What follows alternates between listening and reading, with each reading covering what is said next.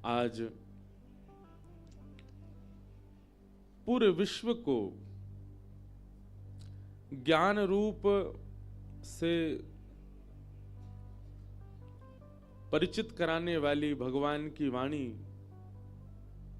श्रीमद् भगवद गीता, जिनका जयंती महोत्सव है, ऐसे पावन दिवस को हम प्रणाम करते हैं। और जहां हम लोग बैठे हैं ये भी गीता भवन है, गीता प्रेस गोरखपुर, जिसने पूरे विश्व में हमारे वैदिक सनातन धर्म के आर्ष ग्रंथों को अवगत कराने का एक श्रेष्ठतम कार्य किया। हम सब भी गीता प्रेस के ग्रंथों से अध्ययन करके कथा करते हैं, क्योंकि वहीं से प्रकाशित और सब जो क्रिया होती है वो वहीं से श्रेष्ठतम होती। मतलब विद्वानों का मत है कि अगर गीता प्रेस से प्रकाशित कुछ है तो निश्चित है कि वो प्रमाणित होगा।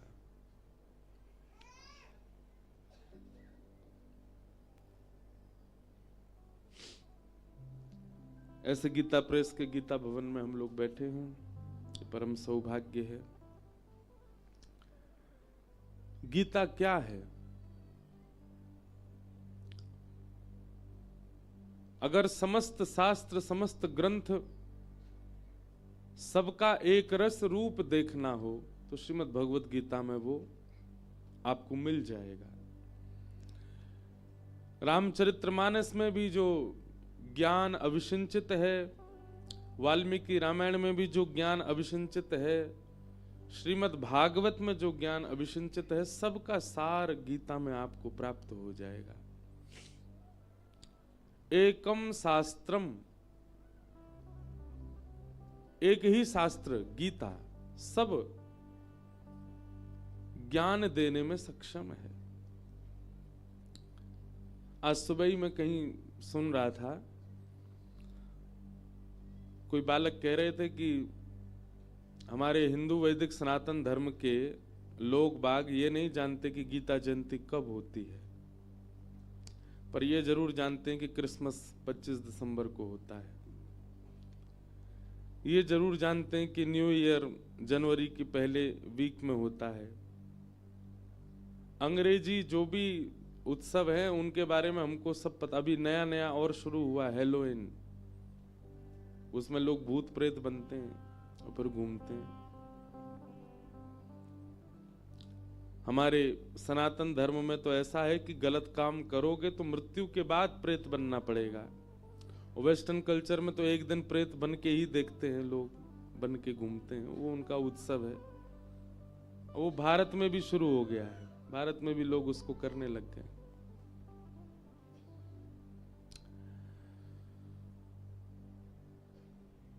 सबसे बड़ा परिवर्तन करने की आवश्यकता है हमारे स्कूलों को। मैं भी स्कूल में पढ़ा हूं, मैं अपने स्कूल से बहुत प्रेम करता हूं। अभी वहां के एनुअल फंक्शन में चीफ गेस्ट भी बन के जाऊंगा। लेकिन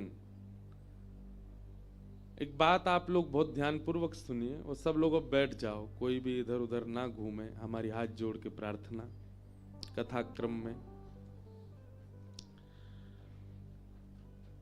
हमारे स्कूलों में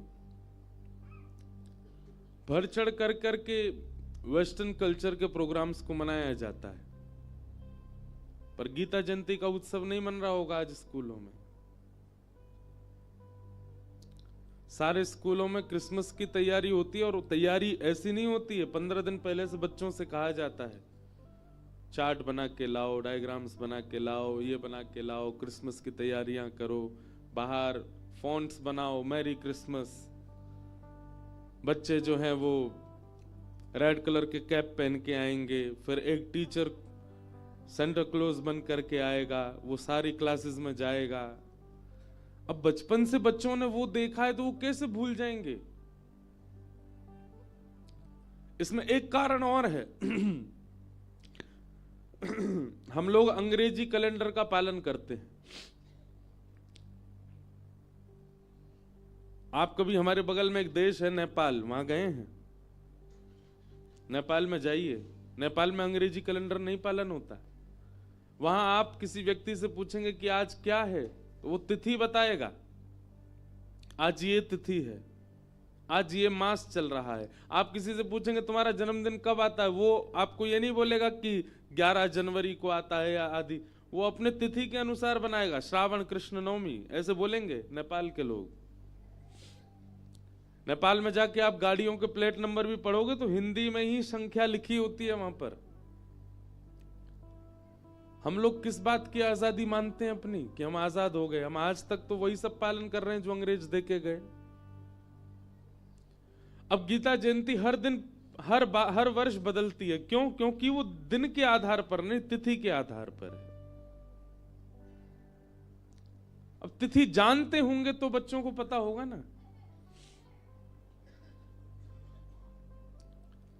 लेकिन हमारी प्रार्थना है, माता पिता तो आजकल भोले हो गए बेचारे, वो तो नहीं बदलाव कर सकते बच्चों में, पर बहुत बड़ा प्रभाव पड़ता है। हमने अनुभव किया है स्कूल में होने वाली एक्टिविटीज का बच्चों पर। अभी एक जलंधर नहीं, लुधियाना का एक स्कूल था, उस स्कूल के सारे बच्चों को टूर पर लेके आए वृंदावन, और वृंदावन लेकर के आए, पूरे रास्ता कथा सुनाते लाए, कीर्तन सुनाते लाए, वृंदावन में लाकर के संतों के दर्शन कराए, हमारे पास भी लेके आए बच्चों को। देख करके अच्छा लगा। ऐसे परिवर्तन जब स्कूल्स में होते हैं ना, तब मैंने ये अनुभव किया कि माता पिता का शिक्षा देना, माता पिता का पढ़ाई कराना, माता पिता का रोकना टोकना या व्यवस्थाएं संभलवाना, उसका प्रभाव जितना बच्चे पर पड़ता है उससे कई गुना ज्यादा स्कूल में जो एक्टिविटीज होती हैं उसका पड़ता है। विदेशों में आप जाके अनुभव करो, वहां पर जो एनआरआईज बसे हुए हैं अपने बच्चों को खूब प्रयास करते हैं कि ये हिंदी बोलें। वो बचपन से हिंदी सुनते आए हैं, घर में सब हिंदी की सब चर्चा होगी, कथाएं सुनेंगे, मंदिर जाएंगे, सब क्रिया होती। विदेशों में इसलिए ज्यादा आध्यात्म को लोग मानते हैं क्योंकि वहां पर अभाव है ना। भारत में तो आपको हर 10 कदम पे एक मंदिर मिल जाएगा, भारत में तो हर दूसरी गली में कथा होती मिल जाती है। विदेशों में अभाव है, इसलिए विदेश में रह रहे बसे हुए लोग, उनको पता चले कि कोई कथा होने वाली है तो वो लोग आते हैं। क्यों? बहुत कम होती है वहां पर, मंदिर बहुत कम है, इसीलिए वहां अभाव के कारण लोग बाग धर्म का पालन करते हैं। पर फिर भी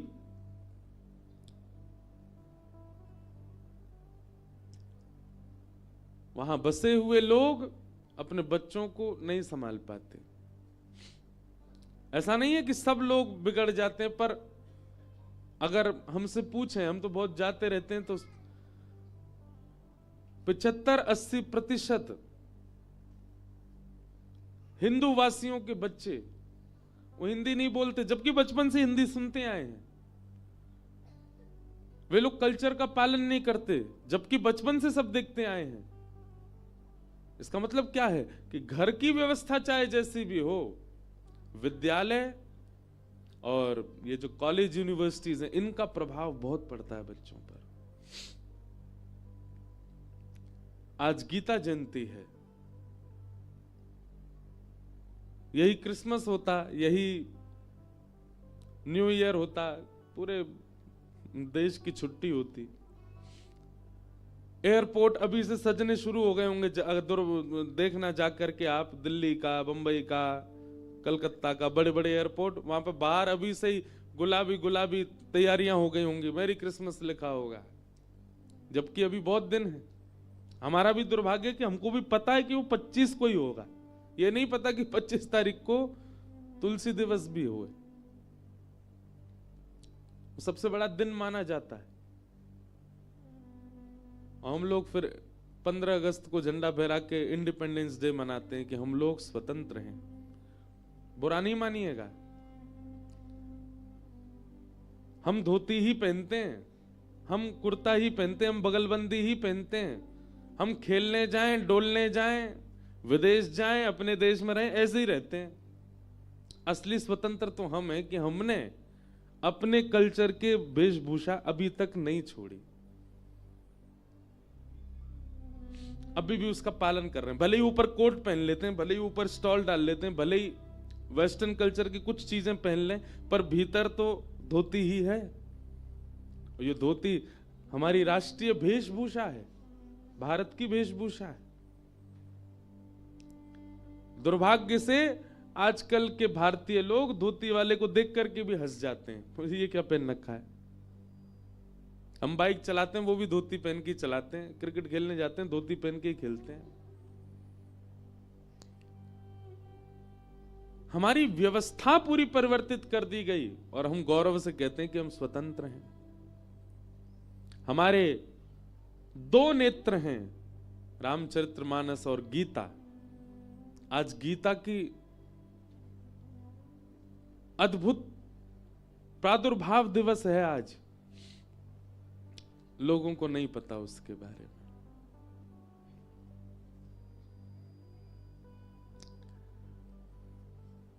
तो हमारी प्रार्थना है, जितने भी अगर यहां कोई टीचर बैठे हैं, जितने भी स्कूल्स हैं भारत के, क्योंकि कॉलेज में भी परिवर्तन करने से कोई फायदा नहीं है। हम जाते हैं कई कॉलेज के सेमिनार्स में लेक्चर देने, वहां भी बच्चे, अब निर्माण तो स्कूल में ही होता है, वहां परिवर्तन बहुत जरूरी है। कुछ ना भी करें, कम से कम हमारे स्कूल्स के जो व्यवस्थाएं हैं वो ऐसी हो जाएं कि कम से कम गीता जयंती, ऐसे उत्सवों को तो श्रेष्ठ आप देखो, दशहरा लोग मनाते हैं, रामनवमी लोग मनाते हैं, जन्माष्टमी लोग मनाते हैं। वह सब मनाना, आप ठाकुर जी का जन्मोत्सव मना रहे हो, आप विजयदशमी उत्सव मना रहे हो, आदि आदि मना रहे हो, पर इन सब को मनाने का कारण क्या है? वो तो गीता में लिखा है ना, उसका उत्सव तो मनाना आवश्यक है। एक प्रकार से यदि मैं कह दूं तो कोई अतिशयोक्ति नहीं। गीता जयंती का मतलब किसी ग्रंथ की जयंती नहीं है, गीता जयंती मतलब शब्द रूपी कृष्ण की जयंती है। हम लोग जन्माष्टमी के दिन श्री कृष्ण जन्माष्टमी मनाते हैं, कृष्ण प्रकट हुए, पर आज के दिन श्री कृष्ण की वाणी प्रकट हुई, वांग में श्री कृष्ण प्रकट हुए।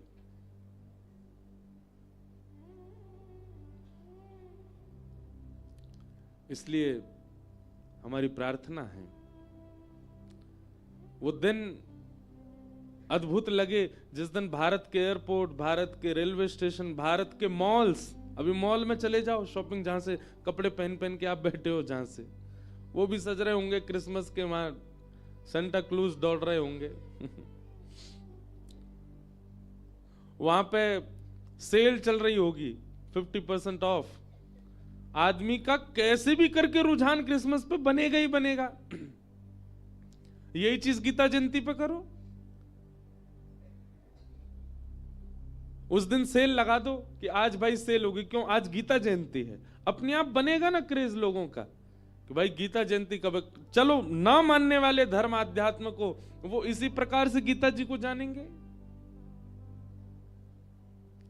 बहुत कुछ है व्यवस्थाओं को बदलने के लिए, पर हमारे यहां भारत में तो नारेबाजी पे विश्वास है सब लोगों का, अनशन पे विश्वास है, कैसे भी लाइमलाइट में आने चाहिए बस। व्यवस्था बदलवाने के लिए कोई आगे नहीं आता। और हमारा ये विषय नहीं है, हमारा विषय तो कथा है। मैं तो कभी बाहर की चर्चा करता ही नहीं मंच से, पर आज सुबह से मैं मौन ही था। मैं वैसे मौन ही रहता हूं, कथा के बाद भी कई लोग बोलते हैं बोल क्यों नहीं रहे। परसों तो एक मैया मुझसे बोली ऐसे तो मत करो, हम राधे राधे बोल रहे हैं। मैंने कहा मैया मेरा मौन रहता कथा के बाद। सुबह से यही सोच रहा था,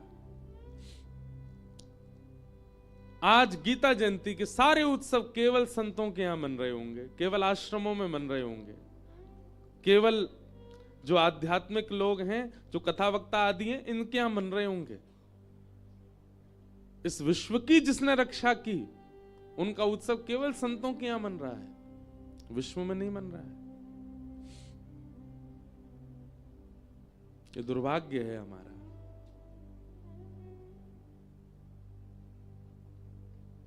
इसलिए हमारी प्रार्थना है, माता पिताओं से तो नहीं कह सकते, नहीं बदलेंगे माता पिता, वो बेचारी अपनी तरफ से बहुत कर रहे हैं कोशिश, परिवर्तन तो स्कूलों से ही हो सकता है। यदि वहां की व्यवस्था में, वहां के, हम ये भी नहीं कह रहे गीता पढ़ाओ स्कूलों में, बच्चों की थोड़ी इच्छा तो जागृत करवाओ, उनकी थोड़ी लगन तो लगवाओ गीता से। वो कैसे होगा? ऐसे ही करना पड़ेगा। अब होता है गीता जयंती पर बहुत स्कूलों में होता है, पर सब में नहीं होता। क्रिसमस सब जगह होता है, न्यू ईयर सब जगह होता है, गीता जयंती भी सब जगह हो। हमने अभी अभी एक ग्रंथ मंगाया, गीता प्रबोधिनी। मंच पर बैठती मुझे याद आया स्वामी श्री राम सुखदास जी, जिन्होंने इस पृथ्वी को पवित्र किया, इस भूमि को पवित्र किया, जहां बैठ के आप कथा सुन रहे हो। यहीं विराजते थे महाराज जी, जिनका एक बहुत प्रसिद्ध स्लोगन है, सबको याद होगा, हे नाथ मैं आपको कभी भूलूं नहीं। स्वामी श्री राम सुखदास जी महाराज, ये गीता भवन में ही, यहीं इन्हीं वृक्षों के नीचे बैठकर के महाराज जी ने साधना की। उनके द्वारा आज हम पहली बार मंच से कह रहे हैं, उनके द्वारा लिखित मतलब भगवत गीता का एक तो सीधा अर्थ, और फिर उसके बाद स्वामी जी का जो उसके प्रति भाव है, दृष्टिकोण है, अगर वो सूक्ष्म रूप में देखना हो तो आप गीता प्रबोधिनी, गीता प्रेस गोरखपुर की आज ही खरीदिएगा, आज गीता जयंती है। और खरीदने के बाद नित्य 4 श्लोकों का अर्थ पढ़िए, श्लोक का सीधा अर्थ, और फिर स्वामी जी की भावना क्या है उस श्लोक के प्रति। आपको अनेक प्रश्नों के उत्तर मिल जाएंगे। हम वैसे गीता प्रवचन करते नहीं, लेकिन कभी कभी गीता जी का आश्रय लेकर के कथाओं में कई भाव कहते हैं। श्रीमद् भगवत गीता में अनेक श्लोक ऐसे हैं जो वैसे तो पूरी गीता ही करणीय है, अपने जीवन में उतारने योग्य है, परंतु 2 युगल श्लोक हैं भगवत गीता में। युगल श्लोक बोले तो मतलब एक बोलेगा तो दूसरा संग में बोलना ही पड़ेगा, नहीं तो वो पूरे नहीं होंगे। और उस श्लोक का इतना सुंदर अर्थ है, सब लोग मेरे साथ में, अब बोल तो कैसे पाओगे, याद तो होंगे नहीं, पर हम ही बोल देते हैं। ध्यायतो विषयां पुंस संगस्तेषु उपजायते संजात संजायते कामात् क्रोधोऽभिजायते क्रोधात् भवति सम्मोहात् सम्मोहात् स्मृति विभ्रमा स्मृति भ्रंशात् बुद्धिनाशो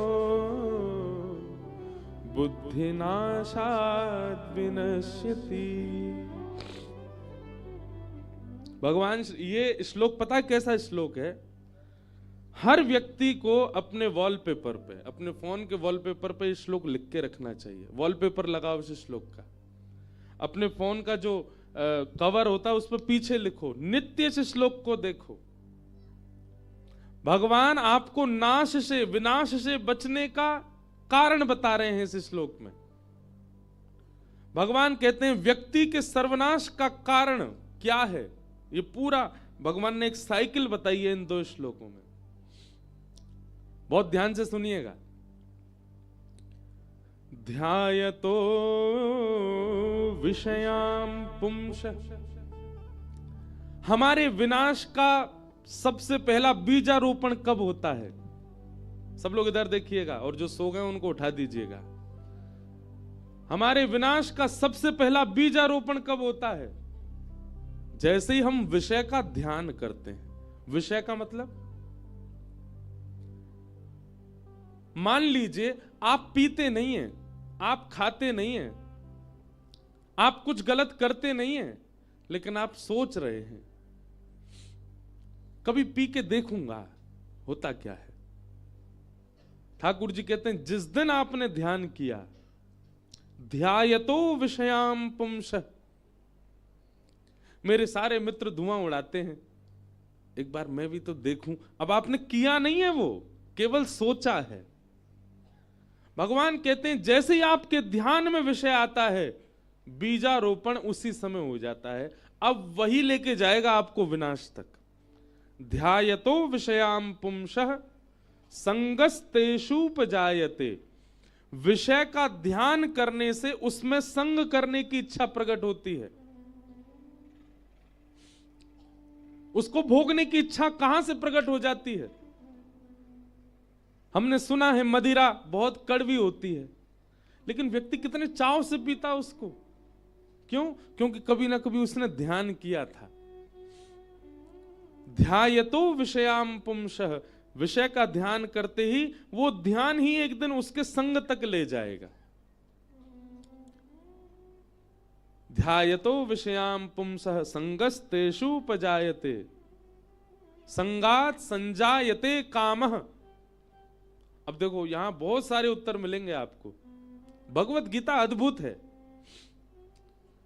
जैसे ही आप संग करने के लिए जाएंगे, मतलब पहले तो आपने विषय का ध्यान किया, अब विषय भोगने के लिए जब आप तत्पर हुए और विषय को भोग लिया, तो वही विषय भोग से आपके भीतर एक दुर्गुण प्रकट हो जाएगा, काम। क्या प्रकट होगा? काम। व्यक्ति के अंदर उत्ताल काम यदि है तो निश्चित है कि वो बहुत भोग भोगता है, बहुत विषय भोग रखे हैं उसने, इसलिए उसके अंदर काम प्रचंड रूप धारण करके है। विषय का ध्यान करते हैं तो ध्यान से भोगने की इच्छा होती है, और विषय जब हम भोग लेते हैं तो विषय भोग से हमारे भीतर काम उत्पन्न होता है। और काम जब आता है तो अपने प्रिय मित्र को संग लेकर के आता है। काम के प्रिय मित्र का नाम क्या है? अच्छा, अब एक चीज बहुत ध्यान से सुनना। काम जो है ना, वो दिखता नहीं मानव का। किसी किसी को ही पता चलता है कि इस व्यक्ति के अंदर काम है, लेकिन काम का एक रिप्रेजेंटेटिव होता है जो हमारे सबके मुंह पे दिख जाता है, और उसका नाम क्या है? कामात् क्रोधो विजायते। अगर व्यक्ति के अंदर अति से ज्यादा क्रोध है तो इस बात का प्रमाण है कि उसके भीतर काम है। काम के मित्र का नाम है क्रोध। काम जहां जाता है वहां क्रोध को, काम स्वयं तो छुपा रहता है, आपको ऐसा देखने में लगे ओहो ये तो बड़ा साधु पुरुष है, बड़ा सीधा व्यक्ति है, ये तो बड़ा सरल व्यक्ति है, बड़ा शांत व्यक्ति है, लेकिन काम उसके भीतर विद्यमान है। वो कैसे पता चलेगा? उसके क्रोध से। जब क्रोध आता है तो प्रचंड रूप धारण कर लेता है, तो निश्चित है कि आप अपने क्रोध से यह भी बता रहे हैं कि आपके चित्त में काम भी है। कामात् क्रोधो विजायते। और क्रोधात् भवति सम्मोह। क्रोध से क्या आता है? सम्मोह। एक तो होता है मोह और एक होता है सम्मोह। सम्मोह मतलब प्रकष्ट मोह, भयंकर मोह। आज हम कथा के प्रारंभ में ही नीम खिला रहे हैं आपको। बहुत 4 दिन आते रसगुल्ला ही खा रहे, आज हम नीम खिला रहे। रसगुल्ला अच्छा तो होता है, पर बहुत खाओगे तो शुगर हो जाएगी, और शुगर अगर हो गई ना तो फिर जरा सा घाव भी भरने में बहुत समय लगेगा। इसलिए आज कड़वी नीम खाओ। भगवान श्री कृष्ण ने भी नीम खिलाई अर्जुन को। क्रोधात् भवति सम्मोह। क्रोध से क्या होता है? मोह उत्पन्न हो जाता है। सम्मोह अत्यंत प्रकष्ट मोह हो जाता है। और मोह से क्या होता है? क्रोधात् भवति सम्मोह, सम्मोहात् स्मृति विभ्रम। सम्मोह से क्या होता है? बहुत ध्यान से सुनिएगा। आप यहां कथा सुन रहे हैं, कथा में बहुत सारी बातें ऐसी बताई गई जो आपके जीवन के उपयोगी हैं, पर जीवन में आपके ऐसी घटना घटी, उस घटना में आज कथा में दिया गया उत्तर ही काम आने वाला था, पर आपको उस समय वो याद क्यों नहीं आया? क्योंकि आपके भीतर सम्मोह है। बहुत ध्यानपूर्वक सुनिएगा।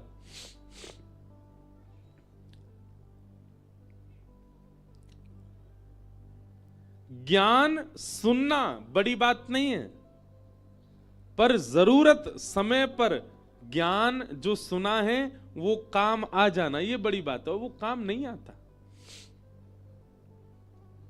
लोग भूल जाते हैं। जब जीवन की परिस्थिति डामाडोल होती है, उस समय कथा में सुना गया ज्ञान काम आना चाहिए, पर जब स्थिति डामाडोल होती है तो उस समय हम ज्ञान ही भूल जाते हैं, क्या सुना था हमने कथा में। और ये किस कारण से होता है? सम्मोह जब होता है चित्त में तो स्मृति भ्रंशात, स्मृति चली जाती है हमारी, जरूरत पड़ने पर नहीं आएगा काम। अच्छा एक बात बताइए, क्या रावण को नहीं पता था कि सीता जी का हरण उसने गलत किया? पता था, ज्ञान था, पर लागू नहीं कर पा रहा अपने जीवन में। महाभारत में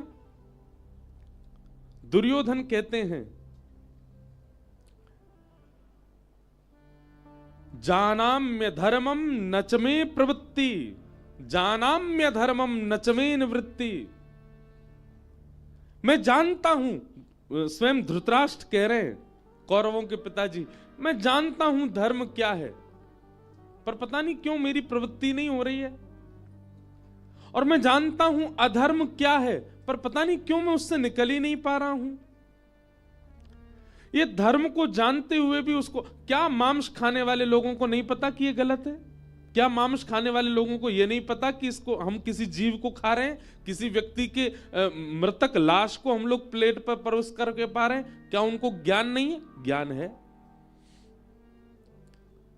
ज्ञान है, पर ज्ञान का बुद्धि में स्थित होना और आपके व्यवहार में स्थित होना यह आवश्यक होता है। और यह तभी होता है जब सम्मोह चित्त में ना हो। गीता सामान्य नहीं है, गीता साधारण सी किताब नहीं है। अपने जीवन को ऐसे पलटने की सामर्थ्य रखती है गीता। एक एक प्रश्न का उत्तर, एक एक स्थिति का उत्तर गीता में। भगवान कह रहे हैं ज्ञान सबको है, सबको पता है, पर उसको लागू क्यों नहीं कर पा रहे? मदिरा पीने वाले को नहीं पता कि यह गलत है, बुरा नहीं मानिएगा, पर हर गलत करने वाले को पता होता है कि मैंने जो किया वो गलत था। सबको पता होता है। ज्ञान सबको था, तो फिर लागू क्यों नहीं कर पाए? भगवान कहते हैं बुद्धि नाश हो, स्मृति भ्रंशात बुद्धि नाशो, बुद्धि नाशात प्रणश्यति। और बुद्धि का नाश होते ही उसका सर्व जीवन का सर्वनाश हो जाता है। कहां से शुरू हुई थी कथा? ध्यायतो विषयाम पुंस, विषय का हमने ध्यान किया, वही ध्यान हमको संग की ओर ले गया। संग से हमारे अंदर काम प्रकट हुआ, काम से हमारे अंदर क्रोध प्रकट हुआ, क्रोध से हमारे अंदर सम्मोह प्रकट हुआ, सम्मोह से मिले हुए ज्ञान की स्मृति चली गई, और स्मृति जाती बुद्धि नाश हो गई, और बुद्धि नाश होती हमारा नाश हो गया। इससे बड़ा और क्या चाहिए आपको? ठाकुर जी ने अपने नाश को बचाने का पूरा कारण बता दिया भगवत गीता में, फिर भी लोग नहीं समझ पा रहे। कथा केवल सुननी नहीं है, वो आपकी स्मृति में। और हम एक बात बताएं आपको, आपका मन किस स्थिति में है इसका पैरामीटर अगर है तो वो है आपके स्वप्न। आप स्वप्न में क्या देखते हो? आपको स्वप्न में क्या दिखता है? एकांत में बैठते हो तो आपकी क्या विचारधाराएं चलती हैं? आप नेत्र बंद करते हैं तो कैसा दृश्य दिखता है? यह आपकी मन की स्थिति बताता है। स्वप्न सामान्य चीज नहीं है। स्वप्न में यदि वो दिखता है जो नहीं दिखना चाहिए तो यह आपके चित्त की स्थिति बता रहा है। आप कितनी भी कथा सुन लीजिए,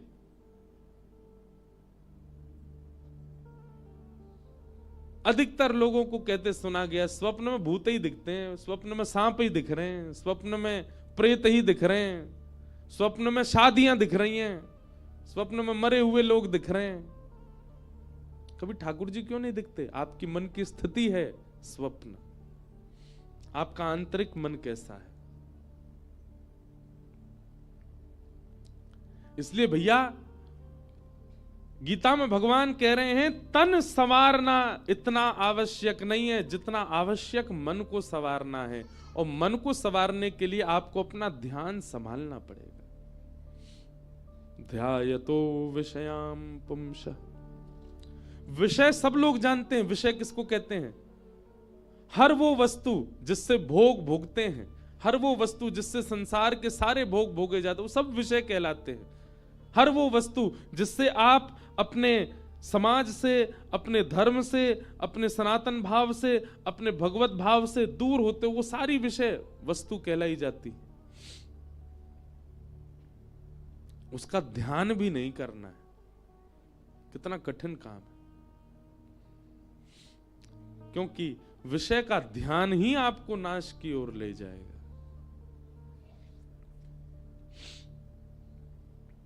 और यदि आपके अंदर क्रोध बढ़ रहा है, क्रोध की मात्रा बहुत ज्यादा हो गई है, किसी के जरा से दो शब्द कहने पर मचल जाते हो, बिखर जाते हो, उछल जाते हो, तो आप यही समझ ली ना, ये जो साइकिल ठाकुर जी बता रहे इसी में बीच में ही हो आप। एक स्वरूप बन जाता है। कथा करते करते मैं अपना अनुभव बता रहा हूं, मैं कोई प्रशंसा के रूप में नहीं, पर कथा करते करते एक अनुभव हो गया है। अब कोई बात विवाद कुछ होता है ना, कभी परिवार में या कोई रिश्तेदार में या कोई मित्रों के बीच में, तो शांत रहने का मन होता है, ना बोलने की इच्छा होती है।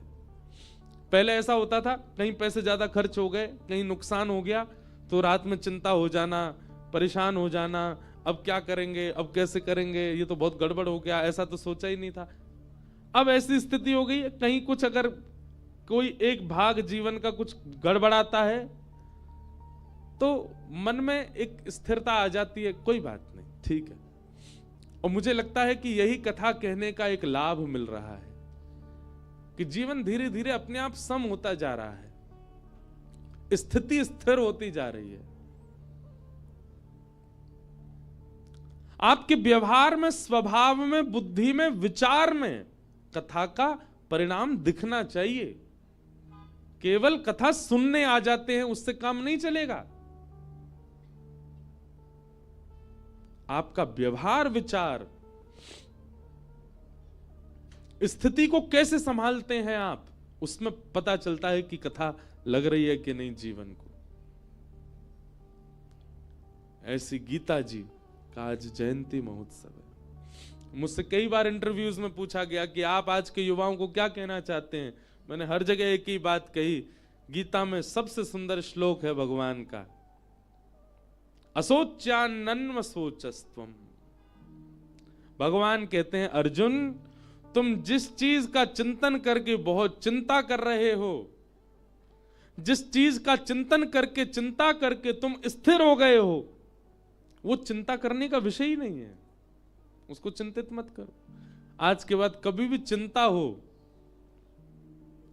बेटा की हो गई, बेटी की हो गई, पत्नी की चिंता हो गई, परिवार की चिंता हो गई, कई लोगों को तो यही चिंता हो जाती है कि आज हमारे मन की पसंद की दाल नहीं बनी, यही चिंता का कारण है। जब भी चिंता हो तुरंत नेत्र बंद करके विचार करना, असोच्यान्नन्व सोचस्त्वम, मैं जिस चीज की चिंता कर रहा हूं वो चिंता का विषय ही नहीं है। और स्वयं को संभालो, निकालो उस चीज से आगे।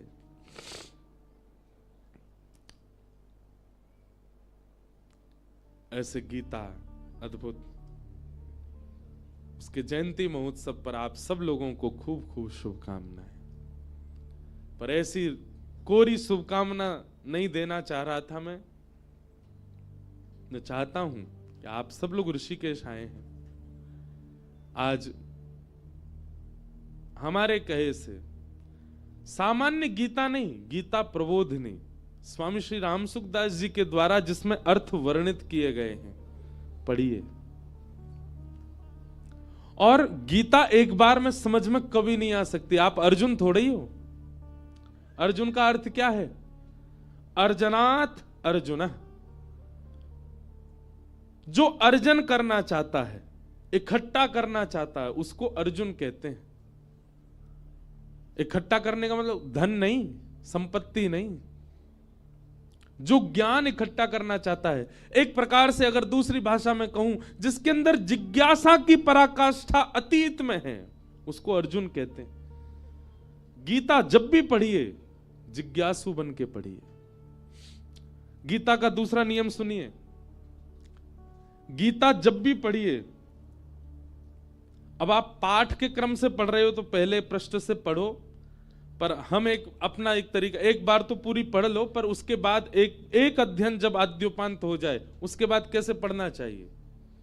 कभी भी बैठो, गीता जी हाथ में लेके कहीं से भी खोलो, और कहीं से भी खोल करके अपनी उस समय की स्थिति को देखो।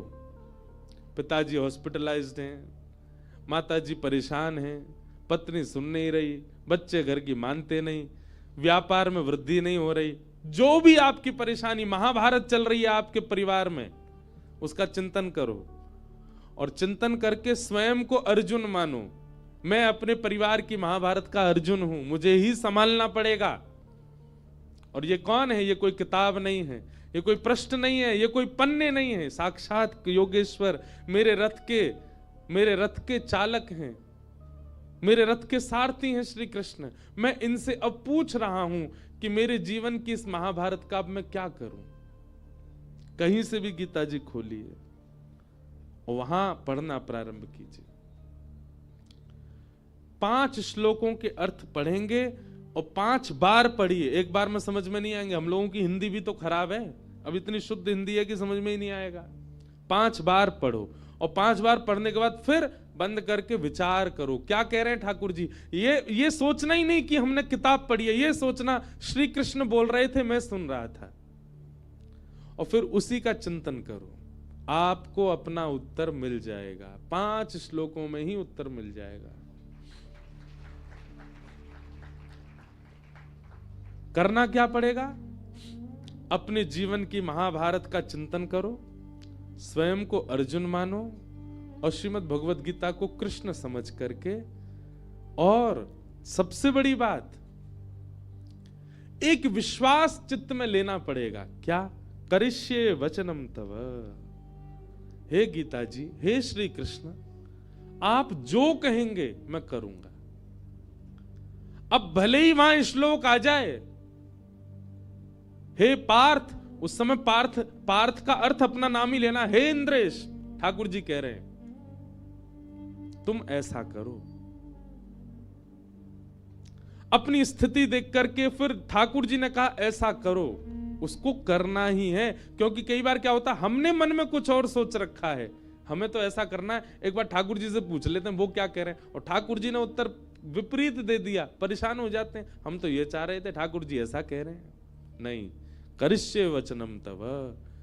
ये 3 शब्दों ने ही पूरे महाभारत के युद्ध को जिता दिया अर्जुन को। क्या? करिष्ये वचनम तव, आप जो कहेंगे मैं करूंगा, मैं किंतु परंतु विचार नहीं करूंगा। भगवान कहते हैं जो कहूंगा सो करेगा। बोले हाँ, देख ले। बोले देख लिया। सोच ले, सोच लिया। एक बार और विचार कर ले। बोले कर लिया। ठाकुर जी कहते हैं युद्ध च, युद्ध कर। कहां मोह के कारण अर्जुन के हाथ पांव कांपने लगे थे। रणभूमि के बीच में खड़ा होकर के अर्जुन अपने रथ बाणों को त्याग देता है, मैं युद्ध नहीं कर पाऊंगा। भगवान कहते हैं कायरों की तरह बात करता है। अभी तुम मुझसे कह रहा था जो कहूंगा सो करेगा, अब क्या हुआ तुझे? अर्जुन कहता मैं इनको कैसे मारूं, ये मेरे अपने हैं, इनमें से कोई मेरा भाई है, कोई मेरे ताऊ हैं, कोई मेरे परिवार के हैं, कोई मेरे रिश्तेदार हैं, कोई मेरे गुरु हैं, मैं इनको कैसे मारूं?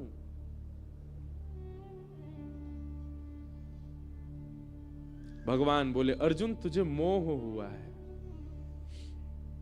और यदि ये मोह होना था तो ये पहले ही होना चाहिए था, और यदि ये मोह तेरे चित्त में आया ही था तो तू वनवास में ही प्रसन्न रह लेता। क्यों तेरे अंदर इच्छा प्रकट हुई कि 5 गांव ही मिल जाएं? और तब यदि मोह नहीं आया तो अब युद्ध के बीच में आकर के मोह आना, ये तेरी कायरता दिखा रहा है अर्जुन। सही समय पे स्थिति का आना होना चाहिए। ये बात कैसी है कि बारात द्वार पे आ गई और टीका आदि हो गया, दुल्हा जैसे भीतर आया, दुल्हन बोली मैं ब्याह नहीं करूंगी। पहले ही मना कर देना था। जब बातें चल रही थी, जब संबंध की तैयारियां हो रही थी, जब सब प्रकार की चर्चाएं हो रही थी, उसी समय मना कर देना था। द्वार पर बारात आने पर मना करना, अब उसमें दुल्हन कहे ब्याह थोड़ी हुआ है, अभी कुछ बिगड़ा थोड़ा ही है, अभी रोक देते हैं, अरे बहुत कुछ हो चुका। वही बात अर्जुन को समझाते हैं। अब युद्ध की घोषणा हो चुकी है, रणभूमि सज चुकी है, अब तू कह रहा है कि मैं नहीं मारूंगा, मैं नहीं लड़ूंगा। अर्जुन की स्थिति पर प्रश्न मत उठाइएगा कि भगवान युद्ध करने को कैसे कह सकते हैं। वहां की स्थिति अलग है, अर्जुन स्वयं को मानिए। और हम मेरे से लेकर के यहां बैठे हर व्यक्ति के जीवन में एक महाभारत चल रही है। हर व्यक्ति के जीवन में एक महाभारत चल रही है, और हमारी महाभारत के हम ही अर्जुन हैं। पर अर्जुन कब हैं? जब गीता साथ हो। अन्यथा आप सबके जीवन में महाभारत है, पर आप अपने महाभारत के दुर्योधन भी हो सकते हो, आप अपनी महाभारत के शकुनी भी हो सकते हो, आप अपने महाभारत के धृतराष्ट्र भी हो सकते हो, आप अपनी महाभारत के भीष्म पितामह भी हो सकते हो, आप अपनी महाभारत के युधिष्ठिर, भीम, नकुल, सहदेव भी हो सकते हो, आप अपनी महाभारत के कर्ण भी हो सकते हो। पर अर्जुन तभी बनोगे जब कृष्ण साथ हो।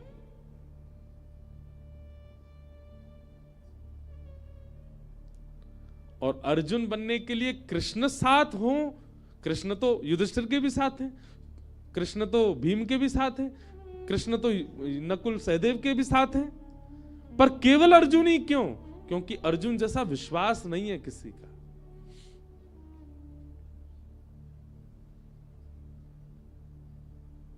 आज गीता जयंती पर गीता भवन में ऋषिकेश की इस पावन भूमि पर गंगा जी के तट पर खड़े होकर के, व्यास मंच पर बैठ के, पवित्र व्यास गद्दी पर बैठ के हम आप सबसे निवेदन कर रहे हैं, अपने जीवन का अंग बनाइए श्री गीता जी को। ठाकुर जी को बहुत पीड़ा होती है हम मानवों को देख करके। ठाकुर जी कहते हैं सब कुछ दे दिया फिर भी अपना कल्याण नहीं कर पा रहे ये लोग। इसलिए हमारी प्रार्थना है आज गीता जयंती पर ही श्री गीता जी को अपने जीवन का अंग बनाइए और स्वयं अर्जुन बनिएगा। अर्जुन, दो स्थिति है अर्जुन की। पहला, जिज्ञासु, बहुत अर्जन करना चाहता है ज्ञान को, और दूसरा विश्वास, जो ठाकुर जी कहेंगे वो करेगा। आप अनुभव करेंगे अपने जीवन में। अगली गीता जयंती पर मुझे याद करेंगे आप कि महाराज जी ने सही कहा था। श्री गीता जी ऐसी ऐसी स्थितियों से निकाल के ले जाएंगी आपको। कहां महाभारत के युद्ध में पांडवों की सेना, और कहां कौरवों की सेना नहीं थी, कौरवों का समुद्र था सेना का। और ठाकुर जी ने ऐसे पार करवा दिया जैसे कोई गाय के खुर के गड्ढे को उछल के लांग जाता है। ऐसे ही भैया हमारा जीवन किसी सागर से कम नहीं है। कल्याण करना है तो श्री कृष्ण के आश्रित हो जाओ। बोलो बाल कृष्ण लाल की, भक्त वत्सल भगवान की। श्री गीता जयंती महोत्सव की आप सबको शुभकामनाएं, बहुत बहुत बधाई।